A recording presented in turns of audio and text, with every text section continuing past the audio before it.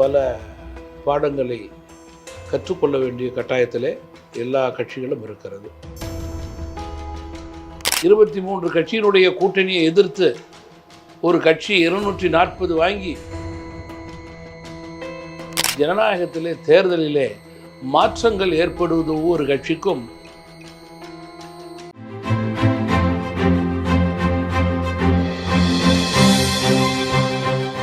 வணக்கம் நேயர்களே, ஜெம் தொலைக்காட்சிக்காக உங்கள் அனைவரையும் நான் வரவேற்கிறேன்.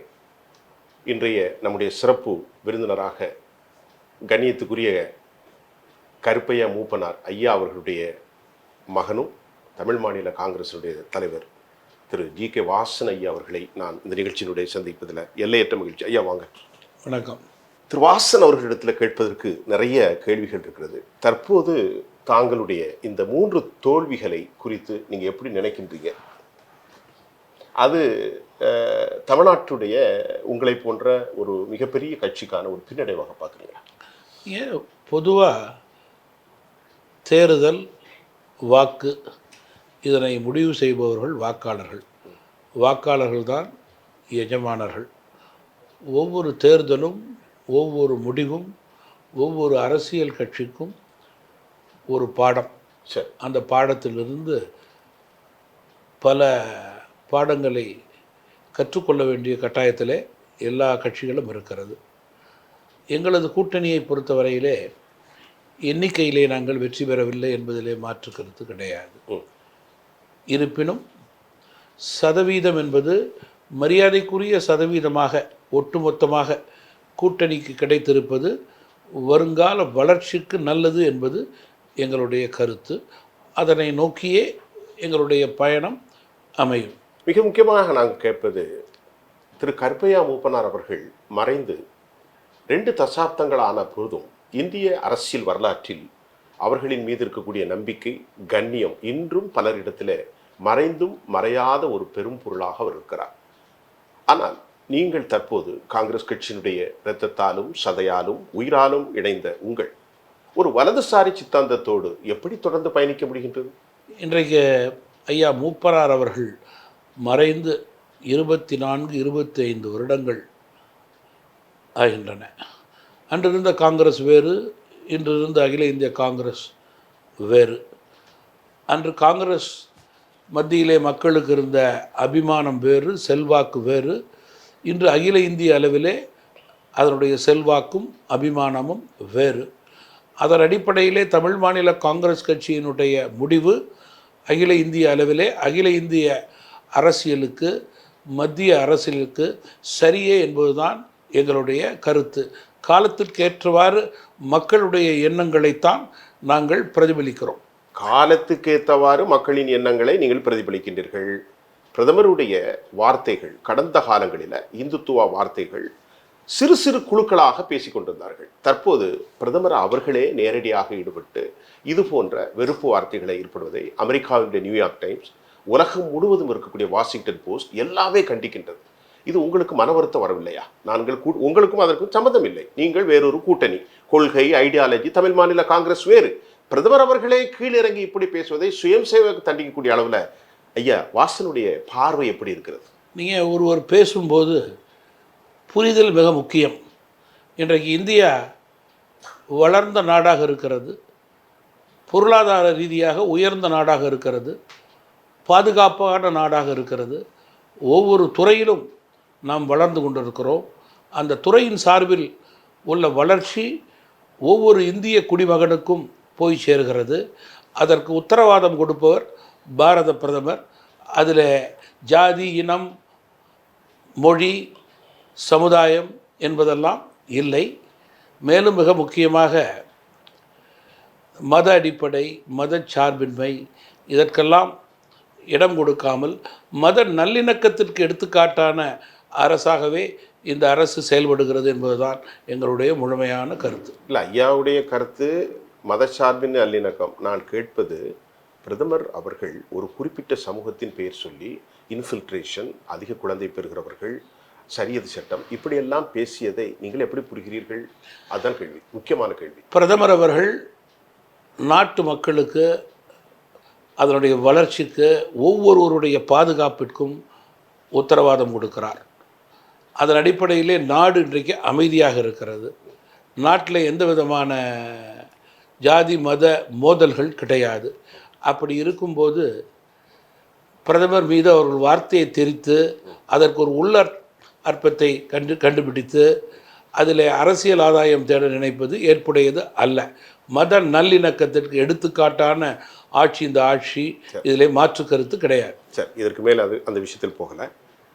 காங்கிரஸ் முக்து பாரத், இதுதான் பிரதமருடைய கோஷம். சப்கா சாத், சப்கா விகாஸ், சப்கா விஸ்வாஸ். காங்கிரஸ் முக்து பாரத். ஆப்கோ 400 பார், ஆப்கோ மோடி சர்க்கார் ஹே, அப்படி தான் அவங்க சொன்னாங்க. ஆனால் இப்போ இவ்வளவு டிக்ளைன் ஏற்பட்டு இதயமாக பார்க்கிற உத்தரப்பிரதேசத்தில் அந்த மக்கள் நிராகரித்திருக்கிறார்கள். அப்போ எங்கேயாவது சில குளறுபடி இருக்கும் அல்லவா? நீங்கள் சுதந்திரத்திற்கு பிறகு ஒரு கட்சி ஒரு தலைவருடைய தலைமையிலே 3வது முறை ஆட்சி விடத்திலே வருவது என்பது ஒரு மிகப்பெரிய சாதனை. கண்டிப்பாக. 1. 2, தனிப்பட்ட முறையிலே பாரதிய ஜனதா கட்சி 240 தொகுதிகளை வென்றிருக்கிறது. கூட்டணி கட்சிகளுடைய ஆதரவின் அடிப்படையிலே மீண்டும் ஆட்சி அமைத்திருக்கிறது. பழைய வரலாறுகளை எடுத்து பாருங்கள். காங்கிரஸ் கட்சி 140, 180, 210 என்று தான் பார்க்க முடியும். காங்கிரஸ் கட்சி வென்ற காலமெல்லாம் அன்னை இந்திரா காந்தி காலம், நேருஜி காலம், ஒரு முறை ராஜீவ்காந்தி காலம். அதற்கு பிறகு அவருடைய எண்ணிக்கை சரிந்து கொண்டே போனது என்பதிலே மாற்று கருத்து கிடையாது. அரசியலில் நான் சொன்னது போல கண்டிப்பாக இந்தியா பல மாவட்டம், பல மொழி, கலாச்சாரம் இவைகளெல்லாம் கலந்து இருக்கின்ற ஒரு நாட்டிலே ஜனநாயகத்திலே தேர்தலிலே மாற்றங்கள் ஏற்படுவது ஒவ்வொரு கட்சிக்கும் சகஜம். இதை ஏற்றுக்கொள்ள வேண்டியது அந்த கட்சியினுடைய கடமை. அதில் சரி தவறை அவர்கள் ஆராய்ந்து புரிந்து அறிந்து தெரிந்து மாற்றிக்கொண்டு மீண்டும் அந்த மக்களுடைய நம்பிக்கை பெறுவது அந்த கட்சிக்கு அவசியம் என்பதிலும் மாற்று கருத்து கிடையாது. ஆனால் 3வது முறை 23 கட்சியினுடைய கூட்டணியை எதிர்த்து ஒரு கட்சி 240 வாங்கி அந்த கட்சிகளெல்லாம் ஒன்று சேர்ந்தே அந்த இலக்கை வாங்க முடியவில்லை என்பதை மக்கள் தான் கொடுத்திருக்கிறார்கள் என்பதை நாம் மனதிலே வைத்துக் கொள்ள வேண்டும். சரி, ஐயா அவர்களிடத்தில் இன்னொரு முக்கியமான கேள்வி. காலம் பல விஷயத்திற்கு பதிலளிக்கும். என்னதான் இருந்தாலும் இன்றைக்கி சுயம் சேவக்கை பற்றியோ பாஜகவை பற்றியோ நான் உங்கள்கிட்ட கேட்பது அவ்வளோ பொருத்தமாக இருக்காதுன்னு நான் நம்புகிறேன். இருந்தாலும் ஒரு கூட்டணியில் சில விஷயத்தை ஒரு நெறியாளராக கேட்குறேன். அந்த காலம் பதில் சொல்லும் என்பதில் தாய் கழகத்தில், தாய் அமைப்பில் திரு வாசன் அவர்களுக்கான உடன்பாடு எப்போதும் இருக்கும். அது இரத்தத்தாலும் சதையாலும் ஐயா கருப்பையா மூப்பனாரோடு இணைந்திருக்கிறதா. காலம் அதற்காக உங்களுக்கு இடம் கொடுத்தால் அந்த வீட்டில் மறுபடியும் நுழைவதற்கான வாய்ப்புண்டா? பெருந்தலைவர் காமராஜர், மக்கள் தலைவர் மூப்பனாருடைய நேர்மை, எளிமை, தூய்மையை நாங்கள் பின்பற்றி தமிழக மக்களுடைய நம்பிக்கைக்கு ஏற்றவாறு மக்கள் பணியும் இயக்க பணியும் செய்கிறோம். அது தொடரும், வளரும், சிறக்கும். அதிலே மாற்று கருத்து இல்லை. நான் கேட்பது தங்களுடைய கட்சி சிறப்பாக இருக்கிறது. ஐயாவுடைய இறந்த பின்பு இத்தனை நூற்றாண்டுகளுக்கு இத்தனை தசாப்தங்கள் பின் பேசுகிறோம். உங்களுடைய தாயமைப்பில் பல்வேறு குளறுபாடுகள் இருக்கிறது. பல தலைவர்கள் வீதிக்கே வந்து பேசுவார்கள். இன்றைக்கு பிஜேபிக்காரர்களும் வீதிக்கு வந்திருக்கிறார்கள். அதையும் தாண்டி நாட்டின் நலன், செக்யூலரிசம், உங்களை போன்ற ஒரு செக்யூலர் தலைவர் இருக்க முடியாது. நிதானமும் அதாவது நிசப்தம் இல்லாதவரும் எல்லோரையும் அரவணைத்து போகக்கூடிய திரு ஜி.கே. வாசனுடைய பங்கு இந்த நாட்டுக்கு தேவை. நீங்கள் சொல்வது போல செக்யூலரிசம், நாட்டுடைய ஒற்றுமை, நாட்டினுடைய பாதுகாப்பு, பொருளாதார வளர்ச்சி, ஏழைகளுடைய வாழ்க்கை தரம் உயர வேண்டும் என்ற எண்ணத்தின் அடிப்படையிலே செயல்பட்டு கொண்டிருக்கிற மத்திய அரசு, கூட்டணியிலே தமிழ் மாநில காங்கிரஸ் கட்சி செயல்பட்டு கொண்டிருக்கிறது. தமிழகத்திலே நேர்மை, எளிமை, தூய்மை, பெருந்தலைவர் காமராஜ், மக்கள் தலைவர் மூப்பனார் வழியை பின்பற்ற வேண்டும் என்று நினைப்பவர்களுக்கு தமிழ் மாநில காங்கிரஸ் கட்சியினுடைய கதவுகள் திறந்தே இருக்கும். சரி, மிக முக்கியமான ஒரு இடத்துல வந்துட்டோம். 26 நம்மை எதிர்கொள்ள போகின்றது. தாங்கள் இந்த கூட்டணியிலே தொடர்வீர்களா? எடப்பாடி ரொம்ப வருத்தத்தில் இருக்கார். கடைசியில் நம்முடைய நண்பர் ஜி.கே. வாசன் அவர்கள் அங்கே போயிட்டாரு அப்படி ரொம்ப மன உளைச்சலுங்கிறது நேற்று ஒரு முக்கியமான செய்தி எனக்கு கிடைச்சிருக்கிறது.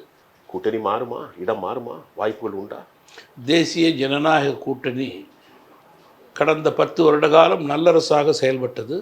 இந்த 5 வருட காலத்திலே இந்தியாவை வல்லரசாக மாற்றும். அந்த மாற்றத்திலே தமிழ் மாநில காங்கிரஸ் கட்சியும் கூட்டணியாக செயல்படும். 2026 தமிழகத்திலே ஒரு மாற்றத்தை ஏற்படுத்தக்கூடிய முதல் அணியாக எங்களுடைய அணி செயல்படும். நேயர்களே, அரசியல் ஆடுகளத்தில் நம்முடைய தமிழ் மாநில காங்கிரஸ் கட்சியினுடைய தலைவர் ஐயா வாசன் அவர்களோடு சமாதானம் இல்லாத பல கேள்விகளை கேட்டிருக்கோம். இது போன்ற பல தொடர்களில் நாங்கள் தொடர்ந்து உலகத் தமிழர்களுக்கு வழங்கி வருகிறோம். அந்த அடிப்படையில் இன்று அவர்களோடு நான் இந்த நிகழ்ச்சியினுடைய நிறைவுக்கு வந்திருக்கிறேன். நன்றி. மீண்டும் உங்கள் அனைவரையும் சந்திக்கின்றேன். ஐயா, நன்றி, வணக்கம்.